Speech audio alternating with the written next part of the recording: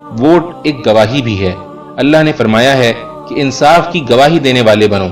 جس شخص کے حق میں آپ ووٹ ڈالتے ہیں تو در حقیقت آپ اس بات کی گواہی دیتے ہیں کہ وہ امانت، دیانت اور حکومت کے امور چلانے کی قابلیت رکھتا ہے۔ اور ووٹ نہ ڈالنے والے وہ بھی اللہ کے اس فرمان کو یاد رکھیں کہ اس شخص سے بڑا ظالم اور کون ہوگا جس کے ذمے اللہ کی طرف سے گواہی ہو اور وہ اسے چھپائے۔ پھر سنیں میرے بھائی، ووٹ ایک سفارش بھی ہے۔ اللہ نے فرمایا ہے کہ جو بھلائی کی سفارش کرے گا وہ اس میں سے اپنا حصہ پائے گا، اور جو برائی کی سفارش کرے گا وہ اس میں سے اپنا حصہ پائے گا۔